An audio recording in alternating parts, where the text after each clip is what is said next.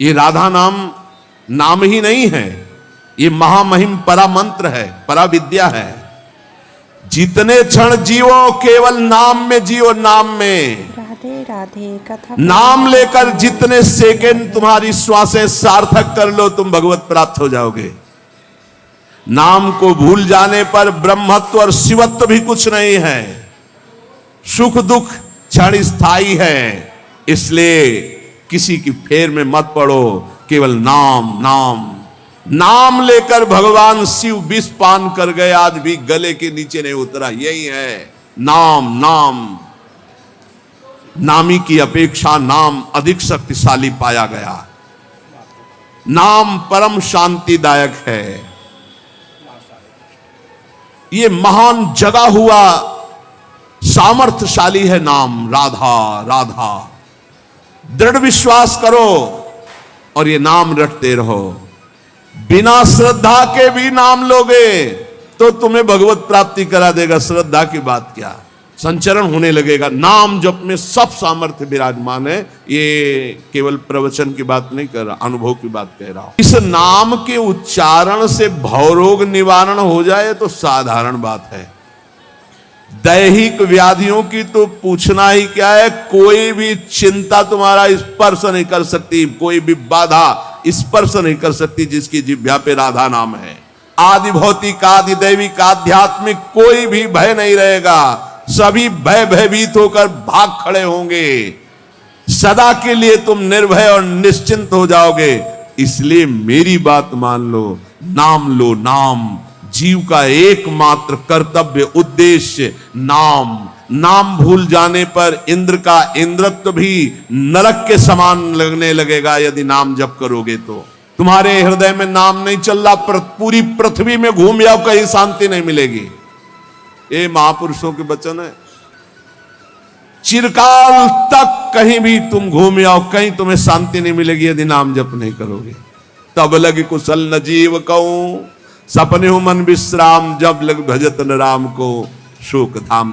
अभी समय है, अभी मृत्यु तुम्हारे ऊपर आक्रमण नहीं कर रही। इसी क्षण नाम जप कर लो, राधा राधा राधा। नाम सदा के लिए हमारे जिह्वा पे विराजमान है। सुख दुख पुत्र परिवार ये सब भूल भुलैया है, कोई हमारा नहीं है। नाम हमारा है, राधा राधा राधा। नाम न भूलना। श्री कृष्ण की सारी शक्तियां इसी नाम पर विराजमान है। नाम सदा के लिए हमारे जिह्वा पे विराजमान है। सुख दुख पुत्र परिवार ये सब भूल भुलैया है, कोई हमारा नहीं है। नाम हमारा है, राधा राधा राधा। नाम न भूलना। श्री कृष्ण की सारी शक्तियां इसी नाम पर विराजमान है। ये आधार है, ये बीज है, स्वरूप। ये नाम विश्व का बीज है। काय मनोवाक्य से नाम को ग्रहण करो, परम कर्तव्य की पूर्ति हो जाएगी। सारे ऋणों से मुक्त हो जाओगे नाम रूपी धन से। राधा राधा राधा। ऐ मित्र, ये नाम तेरे निकट है तो ईश्वर तेरे साथ खड़ा है। मुख में हो राम नाम, राम तेरे हाथ में, बंदे तू अकेला नहीं, राम तेरे साथ में। नाम बाणे जहां श्याम श्यामाता। नाम जैसा कोई मित्र नहीं, कोई भी ऐसा बंधन नहीं जो नाम काट न सके। इसलिए परम पवित्र, परम मित्र, परम स्वच्छंद कर देने वाला राधा राधा नाम। नाम को अपना परम कर्तव्य समझो। नाम को अपना निज अंग बना लो। नाम प्राणों से भी अधिक प्रिय लगने लगे। ये प्राणों से अधिक प्रिय केवल नाम होना चाहिए और कुछ नहीं।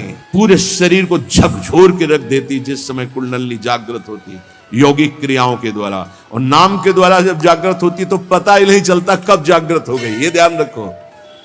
वही नाम से ऐसे सहज में जागृत हो जाती कि उसको पता भी नहीं चलता कि हमारे अंदर कुंडली जागृत हो गई क्या, सुषुम्ना मार्ग खुल गया है क्या।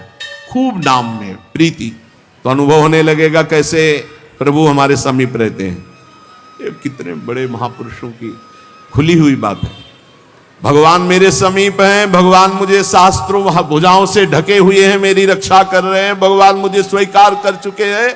ऐसा शरणागत को अनुभव होता है। आपको यदि अनुभव नहीं हो रहा तो मौन, सारी चेष्टाएं भगवान के लिए, शरीर मन और वाणी प्रभु के चरणों में समर्पित, तो आपको अनुभव होगा।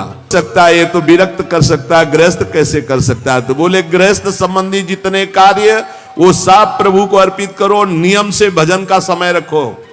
इतने समय ठाकुर सेवा, इतने समय पाठ, इतने समय भजन, इतने समय ड्यूटी, इतने समय अपने कार्य, समय से सब कार्य, सांसारिक कार्यों को भी समय से करो और भगवद अर्पित करो। ये काम क्रोध की तरंगे मन में उठती हैं, चिंता मत करो, नाम जप करो, गुरुदेव के वाक्य पर विश्वास रखो, शांत हो जाएंगी। डॉक्टरों की ये बात हमारी समझ में नहीं आती जो ये कहते हैं कि ऐसा करना ठीक है। हमको उन लोगों की बात समझ में नहीं आती जो कहते हैं सर्वनाश का खेल खेलो और तुम स्वस्थ रहोगे। भगवान ऐसों की बुद्धि को बचाएं। संध्या के समय भोजन करने से भजन में अरुचि पैदा हो जाती है, इसलिए संध्या के समय कभी भोजन न करें। भोजन के समय नाम जप जरूर करें, क्योंकि एक एक कवल में जितना बार नाम जप करोगे शरीर में रस जाएगा, वो रस आपको भजन में बढ़ाएगा। जो प्रमाण देना चाहिए कि हमारी नई पीढ़ी, हमारी नई समाज कैसे संयम में रहकर ऊपर उठती है। और रात्रि के सोने के समय ज्यादा सावधान रहे, उस समय वेदना काम की जरूर जागृत होती है। उस समय जरूर ध्यानस्थ रहे, कीर्तन परायण रहे, नाम जप करते हुए शयन करे और शेष भाग रात्रि का भजन में व्यतीत करे। मध्य भाग शयन के लिए, शेष भाग प्रारंभ भजन और उठने के समय भजन। जैसी तुम्हारी मन स्थिति वैसी तुम्हें ये सृष्टि दिखाई देगी। अगर तुम्हारा मन भगवदाकार है तो सब भगवान दिखाई देंगे, तुम्हारा मन कामी है तो सब कामी दिखाई देंगे। एमिन मन तेमिन भगवान, जैसा तुम्हारा मन वैसे ही तुम्हें भगवान का अनुभव। जाकी रही भावना जैसी, प्रभु मूर्ति देखी तिन तैसी। इसलिए अपनी भावना को सुधारो, भक्ति का फल है भाव शुद्ध हो जाना। निद्रा, तंद्रा, आलस्य, विक्षेप, संशय, ये जिसके जीवन में अधिकायत है उसका सर्वनाश निश्चित हो जाता है। साधना का नींद पर काबू पाओ, निद्रा के अधीन मत हो, ये बहुत बड़ी शत्रु है, ये भजन का नाश करने वाली है। इसको मत ये सोचो कि अभी तो नई अवस्था है, नहीं, इसी अवस्था में इसको काबू पालो, नहीं तो कुछ नहीं होता। जहां देखो, हम देखा है वयोवृद्ध जनों को जिनको कहा जाता है कि अब भजन की अवस्था है, वहां देखा है बैठे बैठे बात करते जब देखो तब ऐसे मुंह बगाड़ दिए, लाल टपक रही, जब देखो देखा है नहीं। मलिन है तो तमोगुण का ही राज्य रहेगा, सतोगुण थोड़ी आ जाएगा। यौवन अवस्था में निद्रा को शासन में ले ले, ए विजयी या अभ्यास विजयी कर देता है। निद्रा, तंद्रा, ना नींद है ना जागृत अवस्था है, बेशुद्ध अवस्था सी रहती है। आलस्य, किसी भी सत्कार्य के लिए अंदर उत्साह न रहना। विक्षेप, बार बार भोगों का आकर्षण होना। संशय, ये बातें बिल्कुल साधक के जीवन में नहीं होनी। पक्की बात समझ लो, भगवान को प्राप्त करना कठिन नहीं है, संसार का राग त्यागना कठिन है। और वो सत्संग शुरू है, भगवान ने सत्संग दे दिया है, ये रोज काट रहा है तुम्हारे संसार राग को, पक्का मानना। निद्रा, तंद्रा, आलस्य, विक्षेप, संशय, ये जीवन में साधक के नहीं होने चाहिए। श्रद्धा, भक्ति, नम्रता, उत्साह, धैर्य, थोड़ा भोजन और पवित्र आचरण, पवित्र वस्त्र, पवित्र आसन। कल एक उपासक प्रश्न कर रहे थे कि आसनों का भगवत प्राप्ति में कितना योग है। बहुत ज्यादा योग है, पर सिद्धासन और पद्मासन में बैठने की वो भूल न करे जिसका ब्रह्मचर्य ठीक नहीं है। भूल न करे, नहीं शरीर पीड़ा और रोग से ग्रसित हो जाएगा। ये वायु को संशोधित करके, चर्बी को भस्म करके, शरीर को शांत करके और मन को एकाग्र करके, प्राणों को सूक्ष्म करके भगवत प्राप्ति कराने में बहुत ही सहयोगी आसन है पद्मासन और सिद्धासन। लेकिन उसके पहले ब्रह्मचर्य का नियम नहीं, तो इन आसनों पे बैठने की भूल न करे। गृहस्थ सुखासन पर बैठे, पलथी मार करके ऐसे आराम से सुखासन पर अभ्यास करे। 30 मिनट, 40 मिनट, 48 मिनट शांत भाव से मंत्राकार वृत्ति करने का, ये सब सही है। लेकिन 1.5 घंटे, 2 घंटे, 2.5 घंटे, 3 घंटे सिद्धासन और पद्मासन में, गृहस्थ धर्म में जो ब्रह्मचर्य का ठीक पालन नहीं करते, और विरक्त धर्म में ही इस आसनों का विशेष प्रभाव पड़ता है। तो अगर गृहस्थी में ब्रह्मचर्य का पालन कर रहा है तो बैठ सकता है। योग कोई ऐसी चीज नहीं है कि जो चाहे जैसे चाहे ऐसे मनमानी आचरण नहीं, गुरु के समीप, नहीं तो शरीर रोग से ग्रसित होने की संभावना रहती। प्राणवायु बिगड़ जाए तो कई प्रकार के रोग उत्पन्न हो जाते हैं। उपासक को चाहिए कि आसनों का अवश्य अभ्यास करें। इससे ऊर्ध्वरेता होने में बहुत सहयोग होता है आसनों से, ब्रह्मचर्य का। जैसे आप शांत ऐसे बैठे हैं पद्मासन या सिद्धासन से, अब आपके अंदर वायु बिगड़ेगी, भीषण दर्द शुरू होगा, जांघों में दर्द शुरू होगा, शरीर में विशेष हरकत पैदा होगी, विशेष बिजली दौड़ेगी, एक शक्ति, शांत मंत्र में पूरी वृत्ति। अब वो बिजली जो पावर पैदा हो रही वो आपकी सुषुम्ना नाड़ी को, जो सीधी 90 अंश के कोण में साधन में बैठा जाता है, सीधे मेरुदंड सीधे सीधे, ऐसे यहां से नापा जाए तो सीधे ऐसे 90 अंश का, वो ऐसे नहीं होना चाहिए। जितने मिनट, 1.25 घंटा, 1.5 घंटा, 2 घंटा सीधे ऐसे। आज्ञा चक्र पर दृष्टि हो आंतरिक या नासाग्र दृष्टि हो, और उसमें बार बार मंत्र लिखा जा रहा हो, चूक नहीं होनी चाहिए। मंत्र की चूक नहीं, बहुत जल्दी लाभ में प्राप्त होता है, पर इसके लिए पूर्ण ब्रह्मचर्य की आवश्यकता है। जरा भी चूक नहीं, जैसा कह रहे हैं वैसा। प्राण सूक्ष्म होने लगेंगे, मन एकाग्र होने लगेगा, शरीर शांत होने लगेगा, चंचलता रहित। पर एक बार पसीना पसीना, एक बार भीषण कष्ट प्रतिदिन, जब तक शून्यावस्था नहीं आती शरीर की, तब तक वो साधक को, यही पापों को भस्म करता है। यही आसन उसको दिव्यता प्रदान करते हैं। अब इतनी हीट पैदा होती है उसके अंदर, अगर संयम से नहीं है तो व्यभिचारी बन जाएगा। बहुत ध्यान देने योग्य बात, उस समय उसकी कुंडलनी, उसकी सुषुम्ना नाड़ी, उसकी हर नाड़ी एक्टिव होती है उस गर्मी से, आध्यात्मिक शक्ति से। अगर वो व्यभिचार की जरा भी गलती करेगा तो कुंडलनी की अधोगति हो जाएगी, अधोगति नीचे की तरफ हुई, भारी व्यभिचारी बन जाएगा। ये ऊर्ध्वगामी जीव ही सुषुम्ना मार्ग संचारी, सुषुम्ना मार्ग से संचरण हुआ, आजीवन के लिए काम रूपी वेदना से मुक्त हो जाएगा। जे ही वो ऊर्ध्वरेता ब्रह्मचारी हुआ, संकल्प ही खत्म काम का, नष्ट हो जाएगा। एक ऐसी परमानंदमय स्थिति योगी की, वही सब बिना कुछ किए ये स्वाभाविक हो जाएगा यदि नाम जब श्वास प्रश्वास से किया जाए।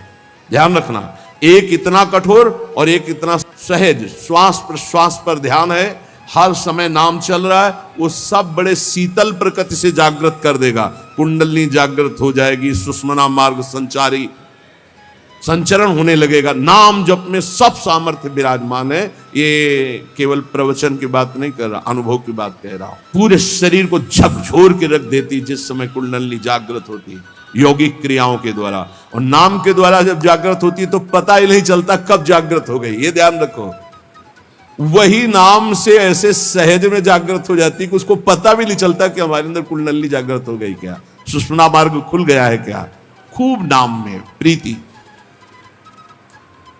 सदाचार पूर्वक आसनों का सेवन, ये तो सदगृहस्थ भी कह सकते। 45 मिनट आप सुखासन पर बैठने का अभ्यास करें। अगर थोड़ा भी परमार्थ पे, कम से कम 24 घंटे में 2 बार आसन में बैठने का तो अभ्यास। सुखासन ऐसे पलथी मारकर ऐसे आराम से, या अर्ध पद्मासन, एक टांग के ऊपर, बाई टांग के ऊपर दाई टांग ऐसे चढ़ा करके आराम से, ये आराम आसन है। जो वयोवृद्ध हैं थोड़ा कुर्सी या सोफा या जैसे भी बैठो, पर ऐसा नहीं कि एक एक मिनट में इधर उधर, थोड़ा सा शांत बैठने की कोशिश करो। जैसे निरंतर विषयी पुरुष विषय चिंतन करता है तो उसे विषय की आसक्ति प्राप्त हो जाती है, ऐसे भक्त जब भगवान नाम चिंतन करता है तो उसे भगवान में आसक्ति प्राप्त हो जाती है।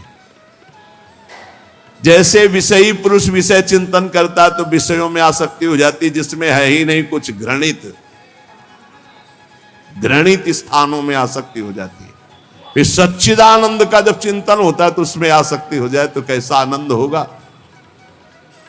भगवान मेरे समीप हैं, अनुभव हो रहा है। भगवान मेरे को ऐसे 1000 हाथों से ऐसे घेरे हुए हैं। भगवान निश्चय मेरे को स्वीकार कर चुके हैं। ऐसा 3 बातें उपासक को अनुभव होने लगती हैं जिसकी शरणागति पुष्ट हो गई है। भगवान मेरे समीप हैं, देखो महापुरुषों के वचन। भगवान सहस्त्रों हाथों से मुझे घेरे हुए हैं। भगवान मुझे स्वीकार कर चुके हैं।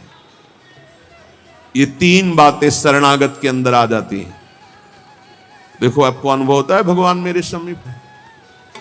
अगर नहीं हो रहा तो अभी आपका कोई है, इसीलिए नहीं हो रहा। ये पूज्य श्री राधा बाबा कहते हैं हमारे श्री कृष्ण में एक स्वभाव ऐसा है, वो दूसरिया पसंद नहीं करते। वो जिसको स्वीकार करते हैं उससे अनन्यता की चाह रखते हैं। मौन, अन्य चेष्टाहीन, शरीर मन वाणी केवल आराध्य देव में, तो अनुभव होने लगेगा कैसे प्रभु हमारे समीप रहते हैं। ये कितने बड़े महापुरुषों की खुली हुई बात है। भगवान मेरे समीप हैं, भगवान मुझे शास्त्रों भुजाओं से ढके हुए हैं, मेरी रक्षा कर रहे हैं, भगवान मुझे स्वीकार कर चुके हैं।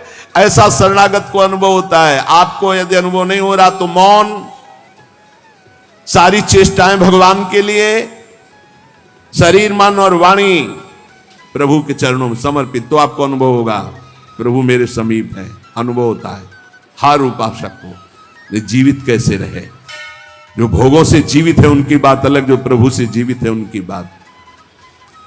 कोई सोच सकता है ये तो विरक्त कर सकता है, गृहस्थ कैसे कर सकता है? तो बोले गृहस्थ संबंधी जितने कार्य वो सब प्रभु को अर्पित करो, नियम से भजन का समय रखो।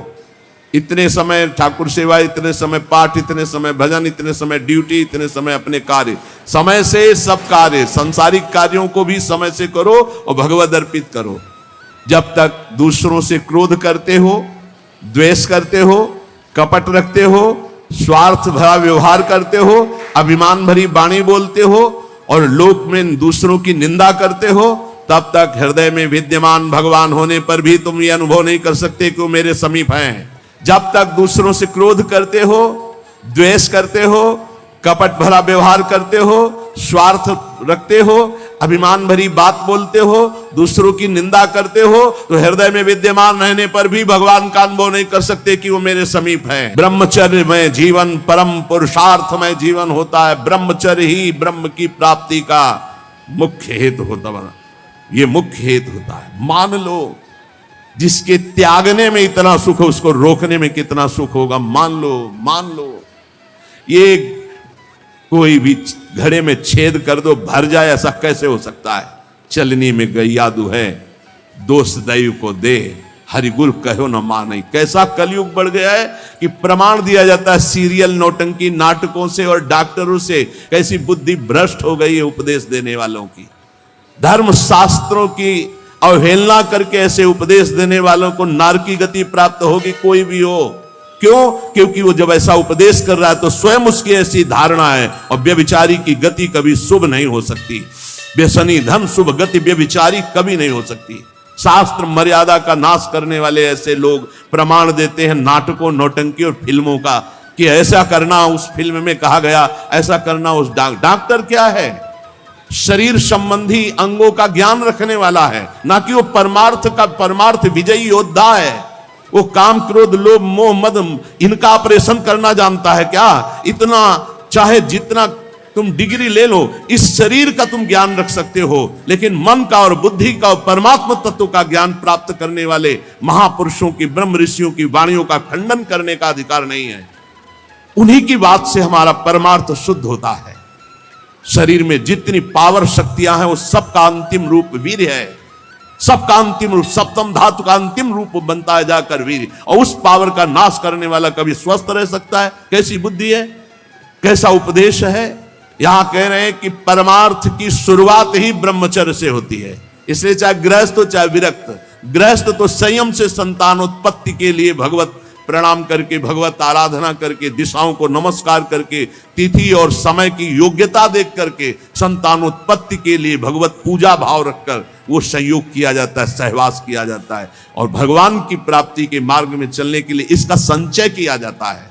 ब्रह्मचर्य परम जीवन, परम पुरुषार्थ ब्रह्ममय है। 10,000 वर्ष तक ब्रह्मचर्य रह करके कश्यप जी ने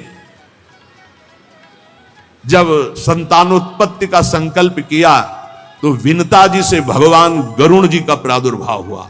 भगवान अरुण जी का, जो सूर्य के सारथी और जो हरि के वाहन गरुण जी, अरुण जी, फिर 1000 वर्ष तक रहकर तो भगवान वासुकी, भगवान शेष, अनंत फणधारी, इनका जब जब वो सहवास करते तो हजारों वर्ष ब्रह्मचर्य रह के तो बलिष्ठ देवता, बलिष्ठ दैत्य सब उन्हीं से प्रकाशित हुए, कश्यप जी से।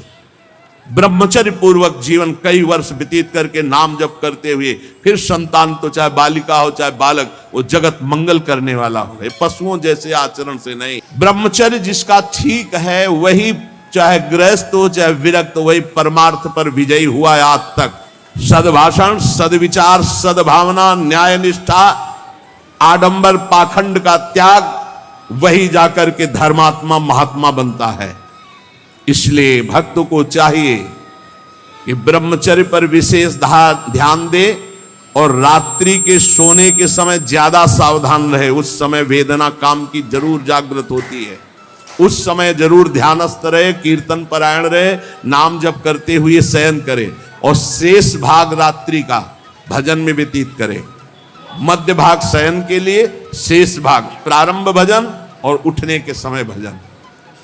अब आप लोगों की तो दिनचर्या ऐसा है कि अर्धरात्रि से शुरू हो जाती, शेष भाग आने ही नहीं पा। ये जो ब्रह्म मुहूर्त समय कहा जा रहा है, इस समय तो सत्संग हो रहा है आपका। कितना सौभाग्य है कि आप उठना चाहो या ना उठना चाहो, आपकी दिनचर्या ऐसी कि आपको अगर 2:30-3 बजे नहीं उठोगे तो आप अपनी दिनचर्या नहीं कर पाओगे। कितना सौभाग्य कि श्री जी ने ऐसे हमको विवश करके साधन में लगा दिया है। विवश ना चाहे तो भी उपस्थित होना पड़ेगा। जो जबान का खूब लोभी है, भोजन का स्वाद लेने वाला, वो तमोगुणी स्वभाव का हो जाता है। वो कभी जनेंद्रिय पर विजय प्राप्त नहीं कर सकता, कभी ब्रह्मचारी नहीं हो सकता। लेकिन ये बात जितेंद्रीय महापुरुषों में परीक्षा नहीं की जा सकती। संध्या के समय भोजन करने से भजन में अरुचि पैदा हो जाती, इसलिए संध्या के समय कभी भोजन न करें। भोजन के समय नाम जप जरूर करें, क्योंकि एक एक कवल में जितना बार नाम जप करोगे शरीर में रस जाएगा, वो रस आपको भजन में बढ़ाएगा। टीवी चला के भोजन न पावे, क्योंकि टीवी का दृश्य देख के चिंतन करते हुए भोजन पाओगे तो टीवी में चल रहा है वही तुम्हारे चिंतन में चलेगा, तुम्हें परमार्थ से रहित कर देगा।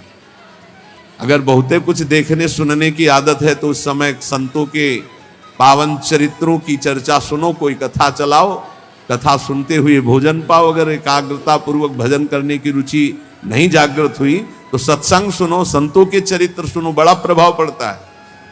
संतों की छवियां सामने रखनी चाहिए जहां भोजन पाने का हो, कुछ सदुपदेश सामने रखने चाहिए। अपने यहाँ तो बड़ा मंगलमय है, राधा राधा ऐसा नाम चलता रहता है। एक दिन सबके बीच में पाया, बड़ा सुख मिला कि नाम चलता रहता है, आप लोगों के कान में नाम गूंज रहा है। भोजन के पहले हाथ और पैर अच्छे से धो लेना चाहिए। लांग बूट पहन करके भोजन पाते हैं तो पैर क्या धोएंगे। होटल में गए ऐसे जूता पहने ऐसे, अरे पवित्रता जितना रखोगे उतनी बुद्धि शुद्ध होगी। अब तुम खड़े हो बॉर्डर पे, वो बात अलग है सैनिक रूप में, लेकिन सब सैनिक है थोड़ी है। भोजन पहले कैसे पाते थे हम आपको कैसे बताएं, आप हंसोगे गांव की बात सुनकर के। जब भोजन पाने जाते थे तो ऊपर के वस्त्र उतार दिए जाते थे। जो पुराने जन है गांव के, वो भले जानते हो, आज के आधुनिक क्या जानेंगे। नीचे धोती कांच, पैर हाथ धो के कुल्ला करके, पाटा लकड़ी का उसको धो करके, नीचे ऐसे चौका लगा हुआ है, फिर आते थे। स्टील के पात्र प्रयोग नहीं हो सकते रसोई में या कहीं भी नहीं, कांसे के फूल के ऐसे पात्र होते। जब प्रसाद ऐसे भोग सामने आता, थोड़ा सा अंगार रख करके 5 कवल वहां स्वाहा स्वाहा, और फिर उसको तब जाकर, ये किसान की बात कह रहे हैं, घर गृहस्थी की बात कर, कोई साधु महात्मा की बात नहीं करे, घर गृहस्थी की। उस समय कोई बोल नहीं सकता, कोई छू नहीं सकता। ऐसे पवित्र, तब विचार पवित्र होते, तब उनके चिंतन में सत्य धर्म ऐसे आते हैं। पशुता का कौन बना रहा है, कैसा बना रहा है, कोई मतलब नहीं, खाए जा रहे हैं, बस चर्बी बढ़ी जा रही है, पेट जो है झुकने लायक नहीं रह गया है। 4 सीढ़ी चढ़े तो ऐसे नए नए बच्चे होश में। ये ज्यादा मोटापा जो चर्बी का है, ये बाहरी होटलों वाले भोजन में सब नहीं। हर साधक को 2-4 किलोमीटर दौड़ लगानी चाहिए। 40 मिनट व्यायाम करना चाहिए। व्यायाम जरूरी, शरीर को थकाना ब्रह्मचर्य के लिए आवश्यक है। अब ना मानो तो भगवान जाने, आप क्या करें, कह ही सकते हैं। रसास्वादन के लोभ से जो भोजन किया जाता है वह ब्रह्मचर्य में बड़ा हानिकारक होता है। इंद्रियां बस में नहीं होती, तमोगुण बढ़ जाता है। संध्या के समय भोजन नहीं करना चाहिए, भोजन के समय भाषण नहीं करना चाहिए। हाथ पैर धो करके पवित्र भाव से उत्तर या पूर्व की तरफ मुख करके नाम जप करते हुए भोजन प्रसाद पाना चाहिए। उत्तर या पूर्व की तरफ मुख। जो भोजन पाते समय आप चिंतन करोगे उसका 24 घंटे प्रभाव रहेगा, इसलिए नाम जप जरूर करें। कुचिंता, कुप्रवृत्ति, कुसंग ये भोजन से बढ़ जाते हैं। भोजन के समय किसी द्वेषी पुरुष का चिंतन करके जलते हुए पा रहे हो, पूरा 24 घंटे विक्षेप पैदा करेगा। इसीलिए कहा भक्तों के चरित्र जरूर, या कोई सत्संग या भगवान नाम कीर्तन या ऐसे कोई भगवत भक्तों की अंदर से चिंतन वृत्ति रखते हुए भोजन के समय बहुत सावधान। भोजन 24 घंटे के लिए रक्त बनाने वाला पदार्थ जा रहा है, उस समय बहुत बढ़िया चिंतन करते हुए पाना चाहिए। जो एक दूसरे से हंसी मजाक करते हैं, जो सीरियल तमाशा नौटंकी के ऐसे देखते हैं, जो छल भरी बात करते हैं, जो दूसरों के साथ गंदे व्यवहार करते हैं, ऐसे लोगों से भक्ति करने वालों को बचना चाहिए। दूसरों की चर्चा करना भक्ति मार्ग में बहुत ही हानिकारक है, पर चर्चा किसी की नहीं होनी चाहिए, नहीं तो निंदा जरूर हो जाती है। जो हर समय नाम जप करते हैं उनके शरीर में परमाणु नामाकार पैदा होने लगते हैं शरीर से। ऐसे जनों के साथ बैठना, संभाषण करना, उनके साथ भोजन पाना या उनकी चरण रज या उनका उच्छिष्ट या उनका कुछ दिया हुआ पदार्थ मिले तो नाम जप में बड़ी रुचि बढ़ती है। जो शांत रहता है, वाद विवाद नहीं करता है, भगवत चिंतन परायण है, उसे ही शांताकार पुरुष कहते हैं। शांताकार, शांत रस। वहीं से जो तीर्थों में भ्रमण करता है उसकी चित्त वृत्ति बहुत जल्दी शुद्ध होती है, पर कुभावना और पाप आचरण का त्याग करके तीर्थ भ्रमण। ये बात तुम्हारे मन में कभी नहीं आनी चाहिए कि मैं दुर्बल हूं, मैं गृहस्थ हूं, ये नहीं आनी चाहिए। जब कोई कहता मैं गृहस्थ हूं तो उसी समय कहते ये बोलो मैं भगवान का हूं पर गृहस्थी धर्म से युक्त हूं।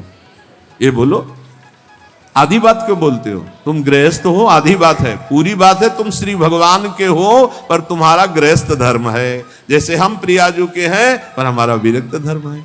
आप प्रियाजू के हो, आपका गृहस्थ धर्म है। दोनों अपने अपने धर्म का पालन करके प्रियाजू को प्राप्त होंगे।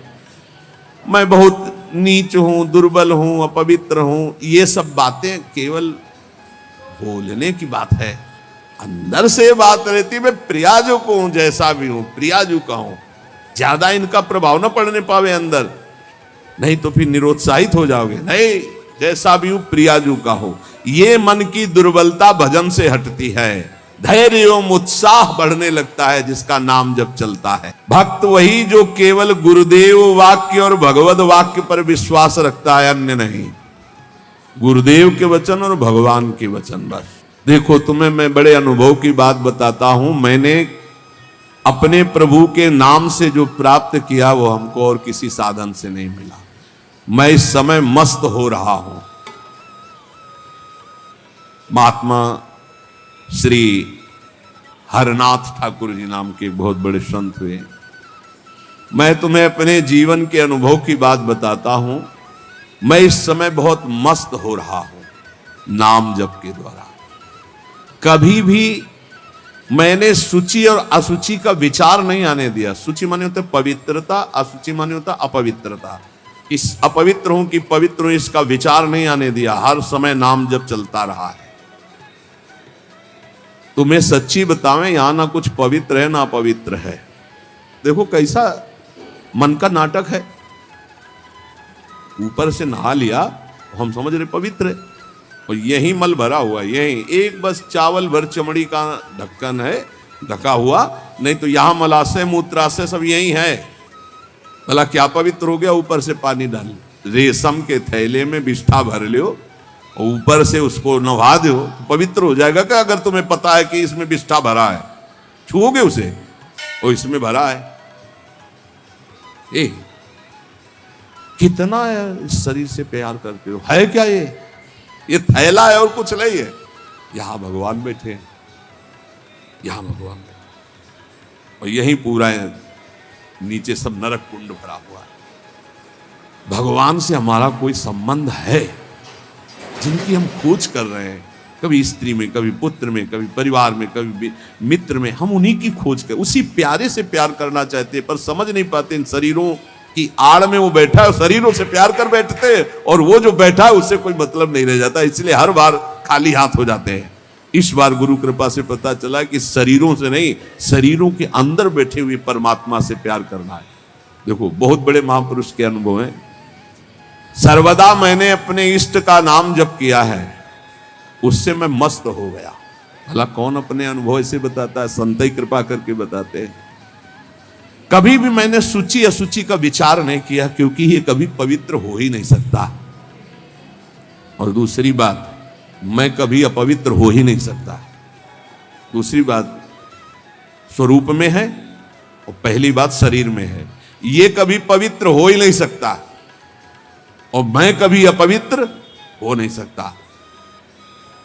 ईश्वर अंश, जीव अविनाशी, चेतन, अमल, मल रहित, ये मल युक्त, जड़, मलयुक्त, विनाशी, परिवर्तनशील, ये कभी पवित्र नहीं हो सकता, मैं कभी अपवित्र नहीं हो सकता। इसलिए चिंता की बात नहीं, हर समय राधा राधा राधा राधा।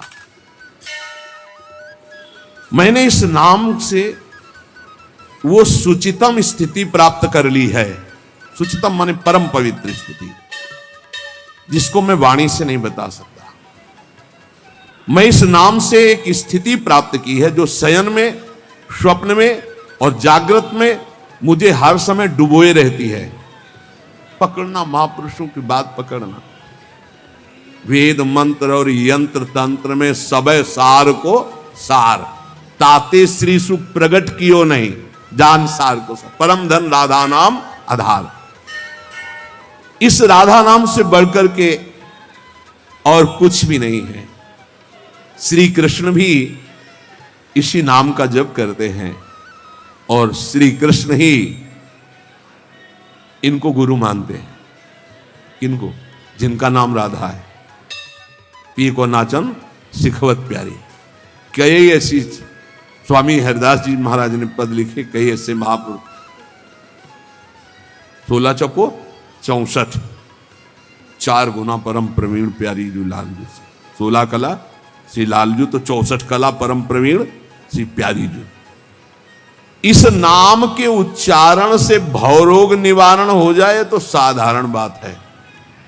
दैहिक व्याधियों की तो पूछना ही क्या है। कोई भी चिंता तुम्हारा स्पर्श नहीं कर सकती, कोई भी बाधा स्पर्श नहीं कर सकती जिसकी जिह्वा पे राधा नाम है। मेरी बात मान जाओ, नामोच्चारण करो, सारा संसार तुम्हारा ही हो जाएगा। तुम देखोगे सारा संसार तुम्हें प्यार करेगा। तुम चिदानंद रस में मगन रहोगे, निरानंद की छाया भी नहीं छू सकती तुम्हें। आदि भौतिक, आदि दैविक, आध्यात्मिक कोई भी भय नहीं रहेगा। सभी भय भयभीत होकर भाग खड़े होंगे। सदा के लिए तुम निर्भय और निश्चिंत हो जाओगे। इसलिए मेरी बात मान लो, नाम लो। नाम जीव का एकमात्र कर्तव्य, उद्देश्य नाम। नाम भूल जाने पर इंद्र का इंद्रत्व भी नरक के समान लगने लगेगा यदि नाम जप करोगे तो। क्या है इंद्र के इंद्रत्व में? एक भारी स्वप्न है, अच्छा बस, जगो तो कुछ नहीं।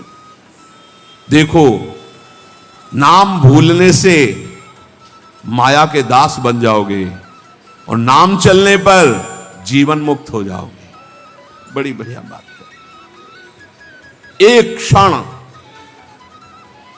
इस संसार में कहीं भी शांति नहीं है, एक क्षण भी। इसलिए किसी के इस भुलावे में मत पड़ो कि अमुक जगह शांति है। शांति तुम्हारे हृदय में है और वो तुम्हारे भजन से होगी। भजन से सर्वत्र चिरस्थायी शांति, सर्वत्र चिर आनंद वो केवल भजन से मिलेगा, केवल भजन। यही हम समझाते हैं। जब एकांतिक में प्रश्न होता तो यही कहते हैं, कहीं भाग के चले जाओ शांति मिले तो बताना तुम कितना भागोगे। यहां बचपन से भाग रहे हैं, शांति यहां मिली है, यहां छाती में शांति मिली है। कब? जब गुरुजनों ने जो मंत्र दिया, नाम दिया, उसका प्रभाव। तो बोले आप तो वृंदावन की महिमा वर्णन करते रहते हो, हमारे उर वृंदावन ये और ये दोनों एक हो गए तभी आनंद का अनुभव। नहीं तो यहां आप देख लो, अगर भजन नहीं है तो तुमको क्या दिखाई देगा। यहां बिहारी जी महाराज खड़े, बिहारी जी को देखने वाले कम मिलेंगे आपको, कम मिलेंगे। बहुत से बहुत फूल देख लोगे, बहुत से बहुत इधर उधर, बिहारी जी से आंख मिलाने वाला तो कोई बिरला ही होगा। जो सीधे गया उनसे आंख मिलाया, आंखों में भरा उछल दिया, वो तो कोई बिरला ही होगा। जब तक तुम्हारे हृदय में नाम नहीं चल रहा, पूरी पृथ्वी में घूम जाओ कहीं शांति नहीं मिलेगी। ये महापुरुषों के वचन है। चिरकाल तक कहीं भी तुम घूम जाओ, कहीं तुम्हें शांति नहीं मिलेगी यदि नाम जप नहीं करोगे। तब लग कुशल न जीव कहूं, सपने हो मन विश्राम, जब लग भजत न राम को शोक धाम। अभी समय है, अभी मृत्यु तुम्हारे ऊपर आक्रमण नहीं कर रही, इसी क्षण नाम जप कर लो, राधा राधा राधा, भगवत प्राप्ति हो जाएगी। हमारी बात को अच्छे से समझ लो, भगवत प्राप्ति कल के लिए नहीं है, आज से है भगवत प्राप्ति, अभी से है। नारायण बोला पुत्र के बहाने से भगवत प्राप्ति हो गई, तुम जानबूझ के राधा बोल रहे, तुम्हें भगवत प्राप्ति नहीं होगी। अरे विश्वास करो भाई। इसलिए मैं कहता हूं हमें बहुत दिन जीने की आशा नहीं रखनी। 2 मिनट जीऊं, 2 दिन जीऊं, 2 महीने जीऊं, राधा राधा कह के जीऊं, इसी से भगवत प्राप्ति हो जाएगी। अब क्या चिंता है, मरने का भी डर नहीं। अभी मर जाऊं, राधा गए श्री जी के पास, जो जन्म जन्म मुनि जतन कराई वो अभी काम बन जाएगा। मैं बार बार इसीलिए नाम जप की बात कहता हूं कि हमारी अंतिम श्वास नाम में जाए। दया में प्रभु से हम यही प्रार्थना करते हैं कि हमारी बात समझ में आ जाए सबको, कि वो नाम जप करना शुरू कर दें। नाम जैसा अपना कोई मित्र नहीं है। उस पर श्री कृष्ण बहुत प्रसन्न होते हैं, उसको ये नाम प्रदान करते हैं, राधा राधा लाल रंगीलो गाइए ताते प्रीति रंगीली पाइए। चाहे जितना कष्ट हो तुम नाम मत भूलना, चाहे जितना भय हो तुम नाम मत भूलना। संसार का मूल कारण परमात्मा है, परमात्मा की प्राप्ति का मूल कारण नाम है। प्रेम मूल यह नाम है, बिल्कुल अक्षरशः सत्य। प्रेम, सबका प्रेम, ईश्वर का प्रेम, नाम। जैसे वृक्ष की जड़ में जल डाल दो पूरे वृक्ष में पहुंचता है, ऐसे ईश्वर का मूल प्रेम, प्रेम का मूल नाम, नाम अर्थात सब कुछ हो गया। ईश्वर का मूल प्रेम। कैसे? सर्वव्यापी परमात्मा तत्व विराजमान है। कोई कह रहा था कहां चलूं, भगवान को कैसे पुकारूं, बड़ा अत्याचार हो रहा है। तो ते समाज गिरजा में रहेऊ, अवसर पाई बचन एक कहू, हरि व्यापक सर्वत्र समाना, प्रेम ते प्रगट हो ही मैं जाना। हे गिरजा उस समाज में मैं भी था, मैंने कहा कहीं जाने की जरूरत नहीं, यही प्रेम से पुकारो, भगवान व्याप्त है, यही प्रकट हो जाएंगे।